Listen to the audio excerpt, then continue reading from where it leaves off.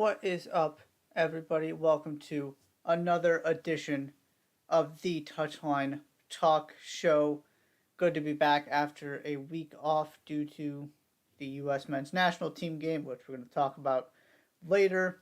Good to be back for another show this week. We're going to keep it international focused, a little bit of news and notes stuff, but primarily just sort of taking this time to recap, break down some of the important stuff that's happened over this international window, and of course, take a deep dive into what we've seen from the U.S. men's national team so far with these two games against fellow World Cup opponents, with Greg Berhalter putting out something close to his preferred 11 and really giving it a go in those two games, putting the A squad out there, and now gonna pull back for the CONCACAF Nations League. So these two games, Morocco, Uruguay, really the ones that matter when it comes to talking about World Cup and what this means for the winter and sort of where this team is heading into the World Cup. Before we get to that, though, we're going to talk about some of the other stuff that has happened, starting with these last couple spots for the World Cup that still have to be decided. Wales gets one of them, taking down Ukraine in the delayed UEFA playoff after Ukraine get that first win over Scotland to set up this winner-take-all game. It is Wales ultimately who triumph. Gareth Bale free kick. Andrei Yarmolenko heads it into his own goal, which is just a very fitting way for Wales to head to their first World Cup since 1958. Because this team, they've proven it in their last couple of trips to the Euros, specifically 2016. But they are just so good at winning games they have no business winning. They are as good as any team in the world at it. And this, again, was an example of that. They got the goal off of Gareth Bale putting in a really dangerous ball and then defended for their lives. And got a great performance out of Wayne Hennessy in goal. Ben Davies was terrific at the back, as he was most of the season for Tottenham. And they just hung on. In no way, shape, or form did they deserve to win this game. Ukraine were absolutely better. And you're heartbroken for them with everything they've been through. For them to put in two performances like they did, and to not come away with the World Cup place it's completely unfair. I mean, I don't know how else to say it. It's the way this game is. It's what makes it great, is that it's not fair sometimes. But you got to give that group all the credit in the world, because they were dealing obviously with so much emotionally. And not only did they show up and compete, they outplayed both of their opponents and just couldn't catch the breaks they needed. Some really brilliant individual defensive performances, like I mentioned, from Wales. Gareth Bale is the difference, like he has to be for this team. And so they're in. They're in that group with the US, Iran, and England, which brings all kinds of interesting geopolitical context with it. But the one thing I want to mention here, and now before we get into the US and in segment 2 and some of the other stuff that's happening, this team has made 3 major tournaments ever. 1958 World Cup, 2016 Euros, 2020/21 Euros. They've gotten out of the group in all 3. Of course, they made that deep run in the 2016 Euros. They are excellent at the stuff that those, eliminate, knockout tournaments in general, but this kind of idea of you've got to deliver in a short period of time. The biggest challenge for Wales is always, can they put enough together during qualifying to beat out all of these great European teams? They have absolutely no problem playing above their heads when they get to a tournament, which is something that should terrify the U.S. and Greg Berhalter. On paper, it's not particularly, it's somewhat close, but the U.S. definitely has the better team. I mean, you're talking about a guy who may end up playing for Cardiff next year in Gareth Bale. Aaron Ramsey's at Rangers. But the part of this team that does get undersold is That supporting cast is way better than they get credit for, excuse me. And specifically at the beginning of this run, they were just kind of dismissed as this was the Gareth Bale and Aaron Ramsey show. Brennan Johnson's going to be playing in the Premier League next year somewhere, probably Nottingham Forest. He didn't start this game. He came off the bench. Dan James is now a solidified Premier League winger. They have, you go up and down that roster with some of the younger players they have. There is more depth there than they get credit for. At the end of the day, of course, this is about Gareth Bale first and foremost. But that is a good team that is great in these situations, and so the rest of that group should be warned. Ukraine's the better team. I would argue, if I'm Greg Berhalter, I would rather play Ukraine, though, because they have not proven they have the ability to be situationally excellent the way Wales do. We got 2 more spots to play for that are going to be determined next week. Australia defeats United Arab Emirates thanks to Aiden Rustich from Eintracht Frankfurt. His goal in the 84th minute just absolutely laced the ball. It deflected, went in. So that sets up the finale against Peru on Tuesday. And then New Zealand, Costa Rica play for that final spot on Wednesday. So those are your 2 games left. This is very much America's versus Oceania situation going on here with New Zealand, Australia, Costa Rica, Peru. You would expect Costa Rica and Peru to go through. But again, one game, particularly Australia, you've got some World Cup experience, high-level experience there. So we will see what happens, but also did want to mention that. So that's where we are. 2 spots left, Tuesday, Wednesday, is when that is going to be decided, and then we will have a complete World Cup field.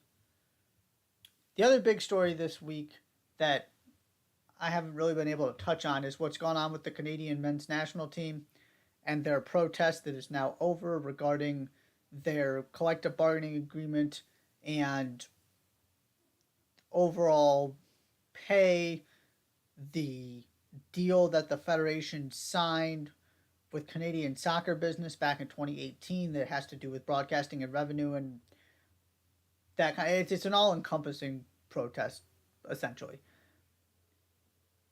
But those are the 2 keys: are World Cup compensation and this broadcasting deal, and then it sort of branched out into some of the stuff we'll get to.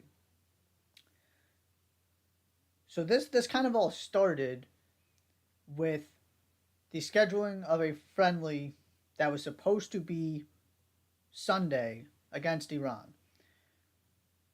That was ultimately canceled due to backlash because of the amount of Canadians' lives lost on the plane that Canadian officials have concluded was shot down by Iran. Don't need to go into the details. You can read more about it if you'd like. But there was a geopolitical context that people in Canada were not comfortable playing against Iran and inviting them to come and pay them to play a game. So that gets canceled. Panama comes in as the replacement. This is again, as the U.S. and Mexico are playing 2 World Cup opponents each year. They're bringing in a CONCACAF opponent who didn't qualify. But at least they're playing somebody. That game gets canceled because the team went on strike and did not stop that strike until after the game. They were back at training Monday, so it looks like all systems go for Curacao in the Nations League on Thursday. So that would be tomorrow, if you're watching this live. In between was a complete mess. The Federation president, Nick Bontis, publicly just sort of came out and went after his players, which certainly didn't help. He struck a very defensive and aggressive tone, just kind of saying, we're offering them everything we can, they need to deal with it, was essentially the crux of what he was saying. And in general, the Canadian Federation, and I wrote about this in my 5 Things from the Week, just very much came off as a group of people unprepared for their national teams to be really good. You got the Olympic gold medalists on the women's side and the team that topped CONCACAF qualifying on the men's side. The best Canadian team in decades, if not ever. As you're ramping up excitement for them to go to the World Cup, this is what we're dealing with. And so all that did was just further infuriate the players and make this even more tense. There is some validity to the idea of Canadian soccer is not, the Federation is not in a position to completely overhaul its financial setup to make this happen the way that the national teams want. At the same time, there was very little acknowledgement, at least that I saw, of, hey, they kind of deserve it. We're failing them right now, and we're going to do something to fix it. Here are the roadblocks that we're trying to work through and we're going to solve. It was very much just come out on the defend everything the Federation had done, act like the Federation didn't do anything wrong, which is laughable, and go after the players. This very much seemed like a bunch of people who didn't know what to do when people in Canada start caring about soccer because their teams are really good. This is the price you pay for success. You got to be ready for this kind of stuff. And then the other wrench that has gotten thrown in kind of on the back half of this is both the men's and women's team are pushing for true equal pay, like the collective bargaining agreement the U.S. just signed with its national teams. And I said then, it has to start there because that's the Federation in the best position to do it. But part of that was you are setting a tone and redefining how these federations are going to interact with their women's teams. And here is the next part of that story. And you also have an interesting situation here in the fact that John Herdman has extensive experience on the women's side. He wasn't really supposed to be the guy turning the Canadian men's team into, at the very least, a regional power. And so this is not going away. I don't think this gets resolved unless everybody gets on board with the idea of true equal pay being what we mean when we say equal pay, not percentages. So all of that is going on. Atiba Hutchinson apparently spoke to the media today, so like I said, they're back training, back functioning, should be good to go for the Nations League. But when you're Canada and you've got this kind of golden generation, this kind of opportunity, and as a federation you mess it up that badly, that, I mean, essentially, right, your second to last window, the start of your World Cup buildup, you can't even get a game played because your players are on strike. It's one of those things that, as amazing as the story as this is and as easy it is to get behind Canada, this is the kind of stuff that just absolutely kills that momentum and will make people turn away when you are getting more eyes than ever because both of your teams are excellent. So that is a very brief sort of overview of what has happened. This is not going away, but there just need to be enough progress made in conversations between the players on the men's side and the federation to get sort of that step that was needed to get them back on the field, and now they'll work along with the women's team to figure out how this actually sort of ends up.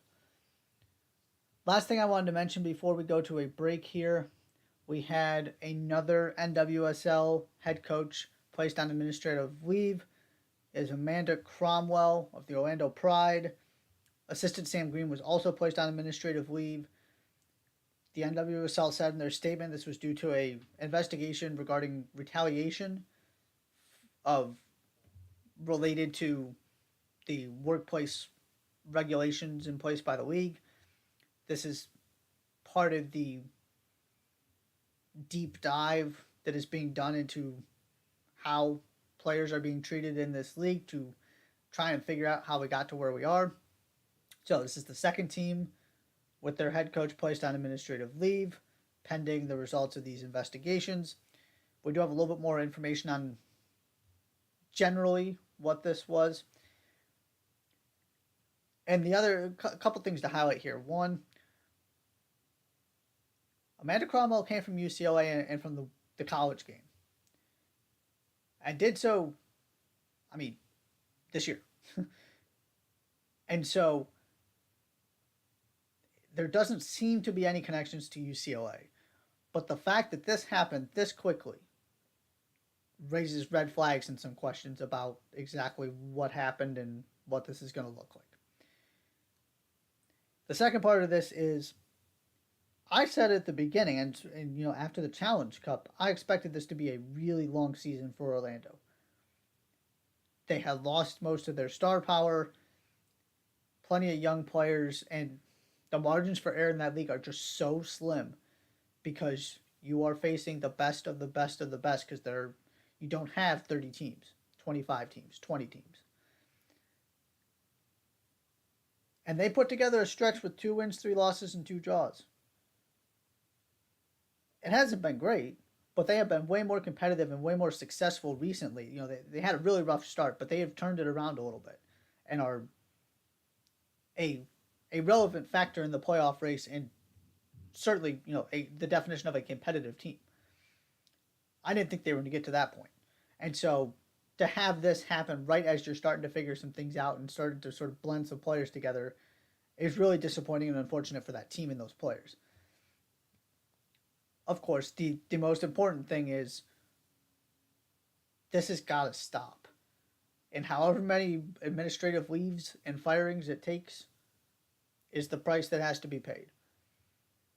So we'll have to wait for these investigations, see exactly what went on in Houston, what went on here, whether these coaches end up actually losing their jobs, how it all plays out.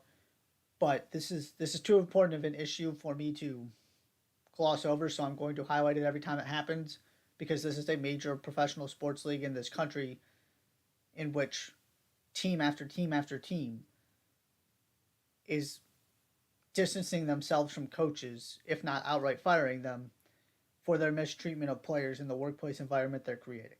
Some combination or at least one of those two things. Being very broad there just to get the point across, but that doesn't happen. Maybe one every once in a while. This is, we're talking essentially half the league now. And it's people who've been there for years, people who just got there in the case of Amanda Cromwell. So I'm gonna bring this up and talk about it every single time it happens until hopefully one day we can get to a point where we don't have to have these conversations. We're gonna take a quick break. When we come back, U.S. men's national team. Thoughts on the 2 friendlies against World Cup opponents, what we learned, what it means moving forward, how it all factors into the bigger picture and the push toward the World Cup this fall. You're watching Touchline Talk. Don't go anywhere.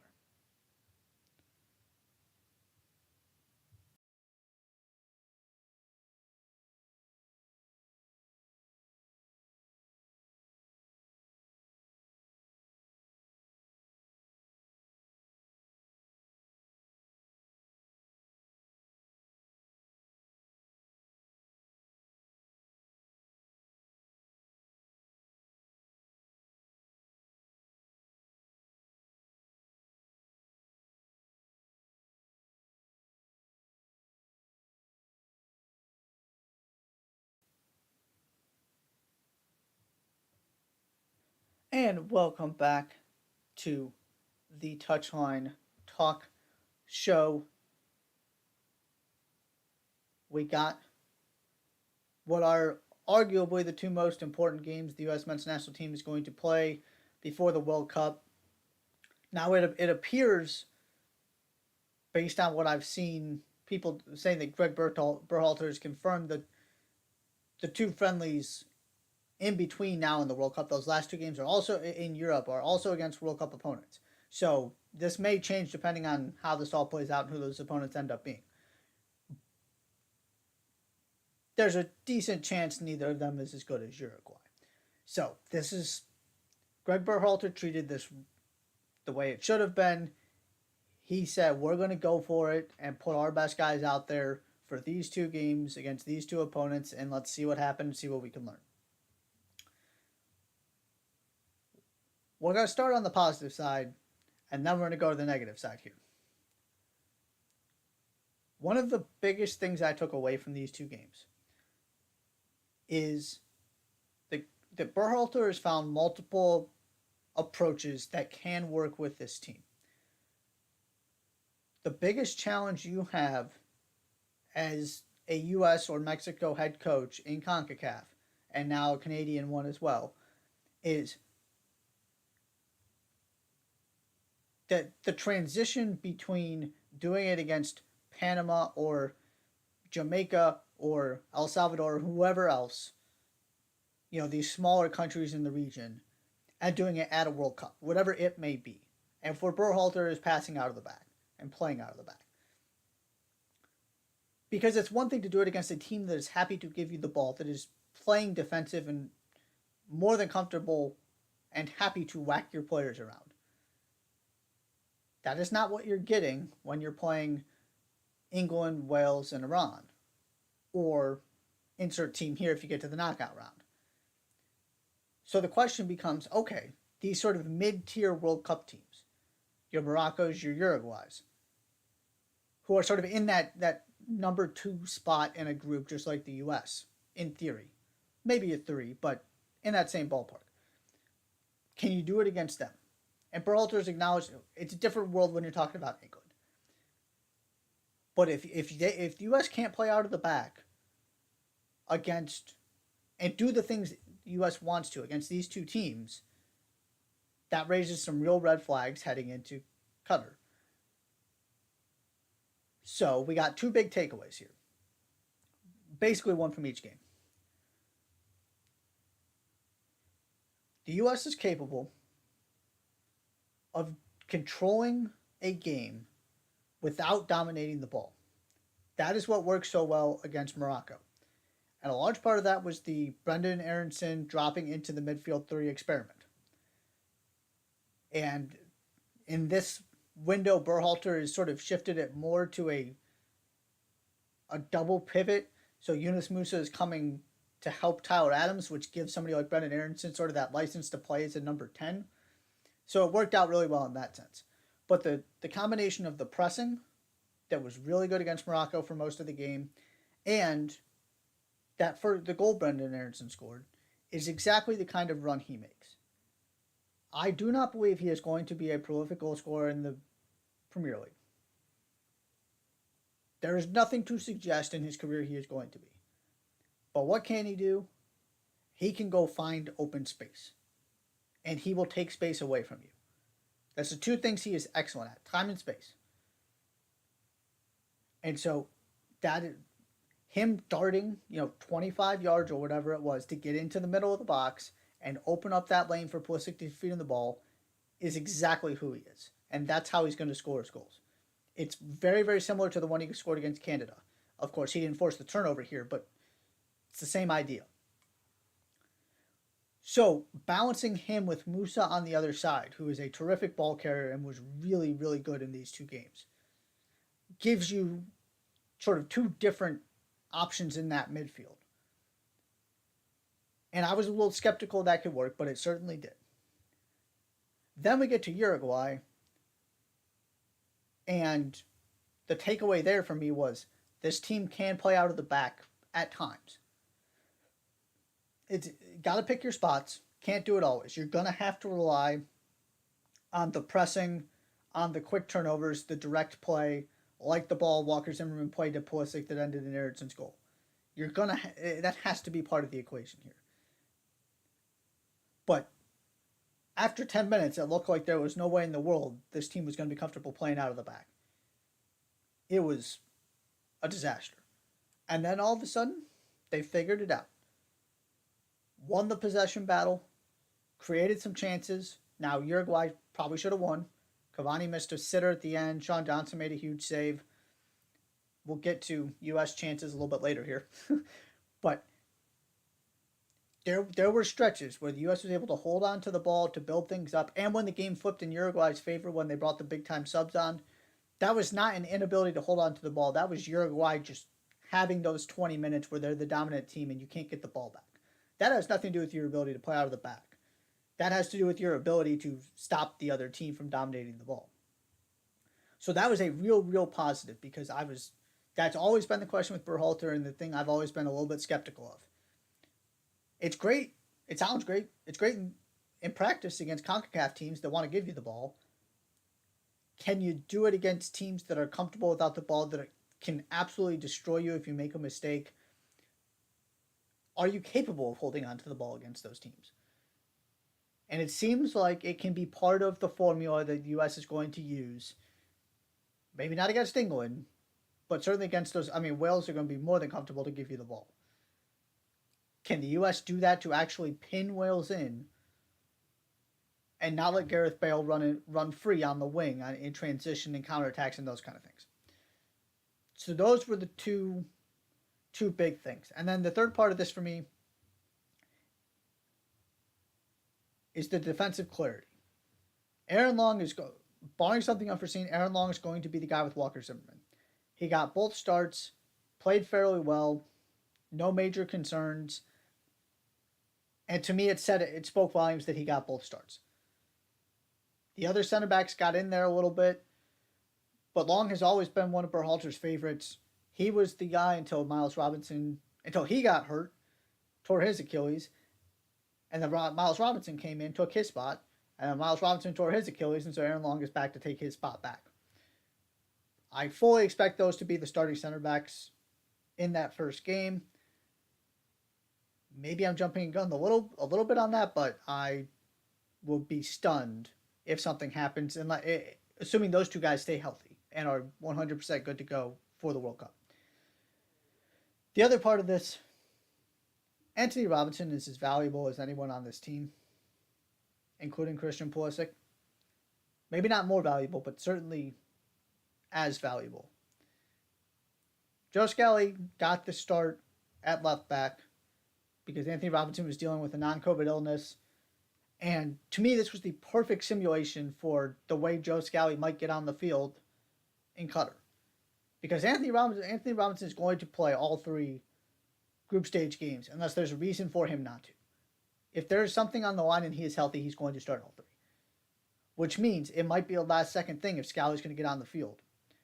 So he got thrown in there, and it was rough. He was getting caught out of position, didn't give you much going forward. And look, he's 19. I'm a big Scally guy. Maybe this wouldn't have happened if he would have gotten more reps previously. The problem is you have no backup left back. There is nobody who has solidified themselves as that second guy. When you look at the right side of the field, you got Dest, Cannon, Shaq Moore can't even get into these teams, and he's been good when he got to play, and DeAndre Yedlin. You got four guys I feel comfortable with. You got one on the left. And so we saw what happens when Anthony Robinson is not there. And the other thing I wanted to... Yeah, we'll get to that in a second. So questions. We'll just sort of jump in and start continuing this thought. The other interesting experiment that happened here was the switch from 4 in the back to 3 in the back against Morocco without changing the players on the field. So you had Robinson playing as a left wing back, Cannon coming in as the right center back, and basically nobody playing right wing back. Because Brendan Aronson was the midfielder on that side of the field. Morocco just pinged the ball consistently into that space that nobody was covering. The exact areas that if Reggie Cannon was playing in the back four, he would have been in. I am a firm believer in the back three. I will fight for it until the day I die. I believe it has immense value if executed correctly and with the right personnel.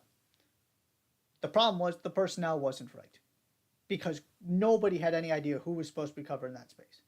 They went back to the 4. All of a sudden, Reggie Cannon can get up the field, help set up Tim Weah's goal. Things look much better. This team is built to play with a back three because Dest and Robinson are at their best going forward. The problem is you don't have Dest in this camp. And so that's where I would love to hear the thought process behind trying that. Was it just let's see what happens? Or is that something that the U.S. is going to try and do in the World Cup? Because I certainly hope Dest is healthy and they're trying it with him in this last window coming up. If they're going to try and make in-game switches like that. Because if you don't have the person that you can't do that with 4 defenders. You need 5. Or somebody capable of dropping. Now, Tyler Adams could play right wing back. He has for Leipzig. The problem is when you play him in center of midfield as that number 6, to ask him to cover that space is asking him to go to the very farthest part of the field. Right? Whereas if it's a back 4, that space is a little bit easier to get to. You're asking him to get up into the midfield, essentially. So it was just a mess. Fine it with the idea, seeing what it looks like. My question is, what does that mean for defensive setup come World Cup? Is that something that's going to be tried again? If so, is the personnel going to be better equipped to do it? Or is that just something we're never going to see again and it's going to be 4 all the way through? That was something that I was very curious about, that I was very captivated watching, because it was just so obvious that there was not a clearly understood plan as to how to make that change and how to fill those gaps. Of course, the other big question is what happens with the number 9 position, and can somebody on this team get an end product going consistently? This was a massive, massive set of 2 games for Jesus Ferreira. And the lack of impact he had in game 1, his wasting of 2 good chances in game 2, in my mind, make him the next guy in this cycle of they're in great form, we give them a run,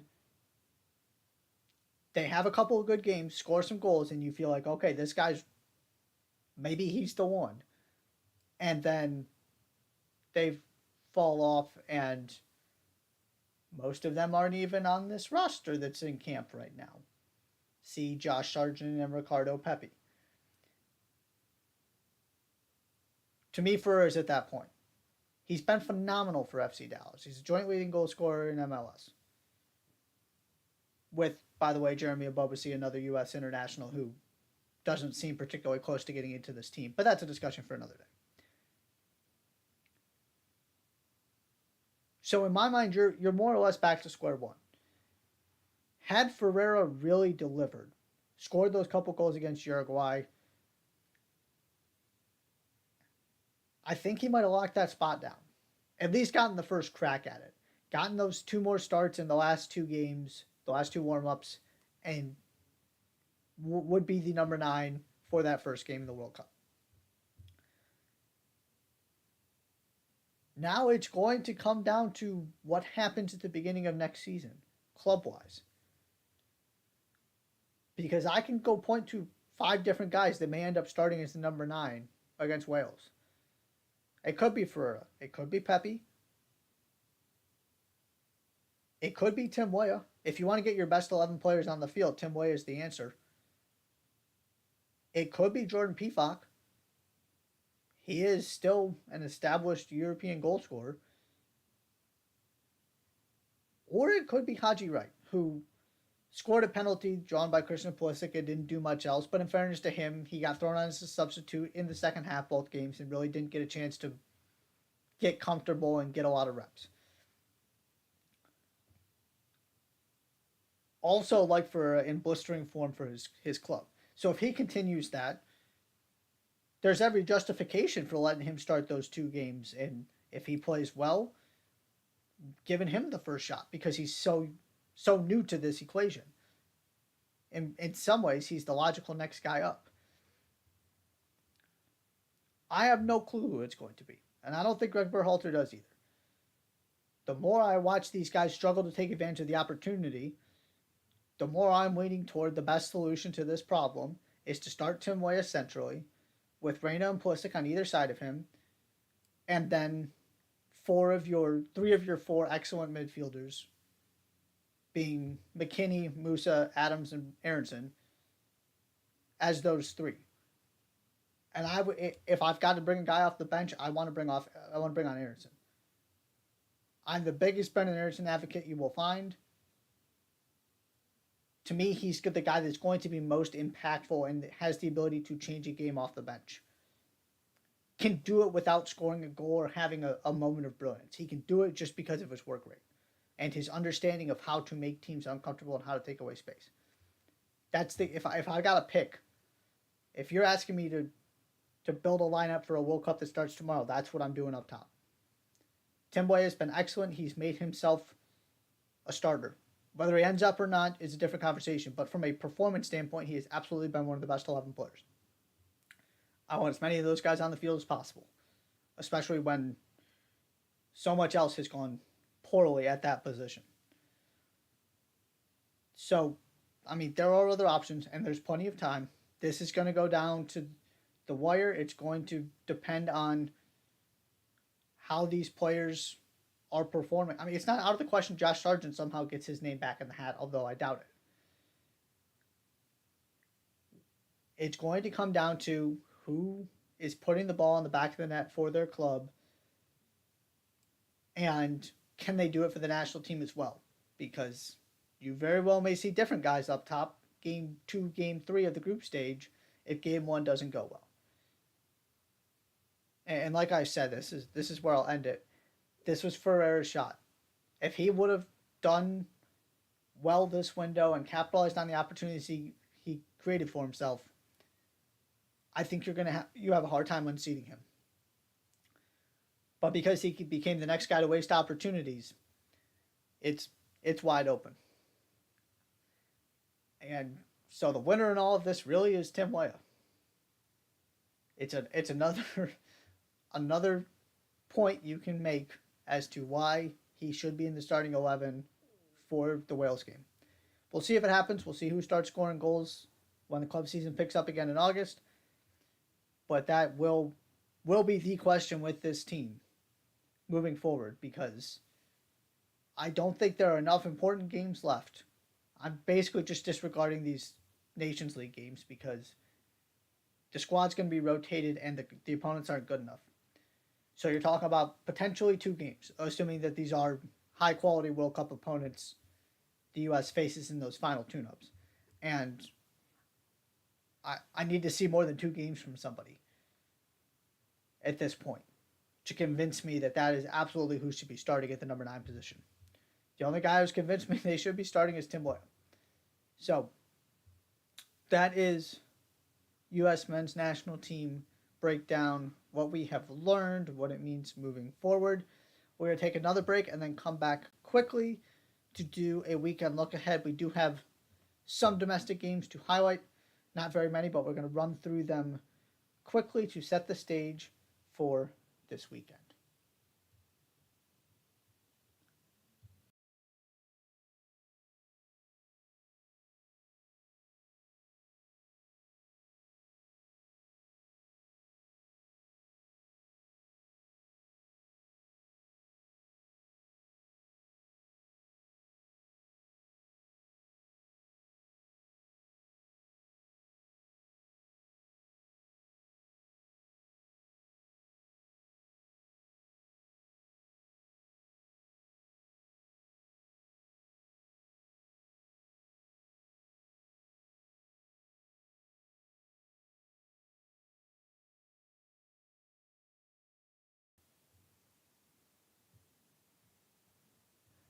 And welcome back to the Touchline Talk Show. Real quickly, what to watch, look for, pay attention to this weekend. We do have 3 MLS games. New York Red Bulls at Charlotte FC after Charlotte makes a managerial change in a bizarre series of events that apparently involved designated player Karol Swiderski informing the club he wasn't going to play for him if they didn't make a change, and then the club tweeting out a congratulations and a something to the effect of what a great way to start the international break when Swiderski scored for his country. Interesting, interesting there. I framed in my 5 things from the week as a bold decision followed by another bold decision, but we'll see how this goes from Charlotte. They've got a good New York Red Bulls team coming in on Saturday. Also, San Jose at Nashville Saturday.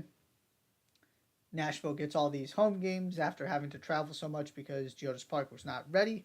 So you're seeing them pick up some points here. They're going to move themselves back up in the standings and be right near the West at the end of the year. And then perhaps the most interesting game of the weekend, Sunday, New England at Sporting Kansas City. I'm just fascinated by the Revs and how this has gone. I really thought they would have turned it around more by this point than they have.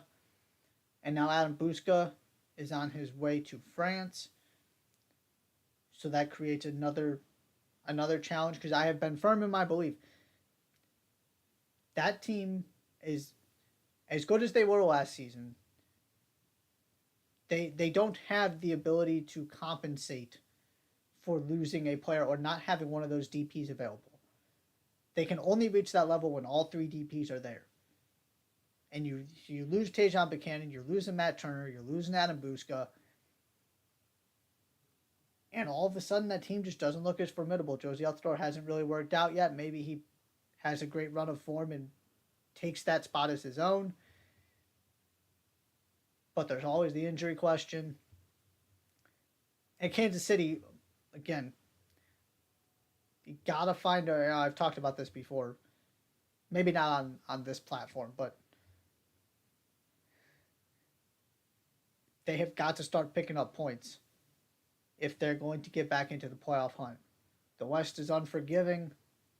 You've got an Austin team that, last year wasn't really a factor, that is absolutely a factor. Both LA teams are back and rolling. FC Dallas is revitalized with the Paul Arriola, Jesus Ferreira tandem. Portland's always there. Seattle's going to get going. Nashville's there now. There just aren't a lot of spots available. And so if you bury yourself early, you're in big trouble. So every 3 points they can get is massive, even this early in the season. They've got time to turn it around, but not too much. They got to get this thing going. Then NWSL, we got 3 games Saturday. North Carolina Courage at Washington Spirit, Angel City at Racing Louisville, and Gotham at Kansas City Current. Then Sunday, your game of the weekend, OL Reign at San Diego Wave, Orlando Pride at Chicago Red Stars. So Orlando with interim coach Seb Hines. Also, on the topic of the Chicago Red Stars, congratulations to the Watts on the announcement of the impending birth of their first child. This is one of my great passions in the sport, is identifying female U.S. women's national team members with partners who are either professional soccer players or professional athletes of a different breed, different sport, and then paying attention to their children. Because we had this stretch where there were all of the 3 couples who hadn't had children yet. And I was waiting and waiting and waiting. And then in the past year and a half, Alex Morgan had her first kid. Julia Ertz announced that she's expecting. And now we've got Kelia Watt. The idea of JJ Watt's kid with the technical ability of a professional soccer player as his mother is... I have a hard time even picturing what that child might be able to do. And then we've got the next real power couple coming. Mallory Pugh and Atlanta Braves shortstop World Series champion Dansby Swanson are getting married at the end of this year. That's going to be another kid with incredible hand-eye coordination with those two sports. So this is just something I've always been fascinated by, and now all of these children are coming. So congratulations to the Watts again. The future is very bright potentially for soccer in this country if all of these kids end up actually wanting to play it. Hey, I'm just started out, and JJ's a huge soccer guy. I feel pretty confident those kids, at least this one child, and if they go on to have more, is going to end up a soccer player first. Maybe I'm wrong on that, but we'll keep an eye out. And the other reason I highlight this is genes absolutely matter that much. This is that big of a deal. Look at Christian Pulisic. Look at Gio Reyna. You know, Pulisic's parents both at least played in college. Gio Reyna's both represented the national team.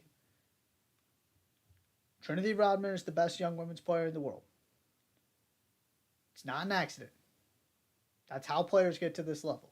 So now imagine what it looks like when you've got, for example, the Watts or the Ertzes and all of that coming in there. So, wanted to bring that up because I'm just always captivated by this and super excited. Our last game, Portland Thorns at Houston Dash. Again, this is Sunday.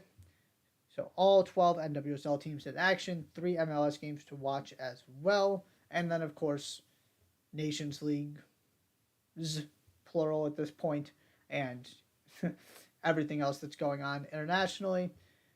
But wanted to highlight the domestic stuff because we've done so much international talk so far. That is it for our show today. Thank you so much for tuning in. We'll be back Monday with a weekend recap, and we will see you then. So enjoy your weekend, enjoy the soccer, and we'll see you next time.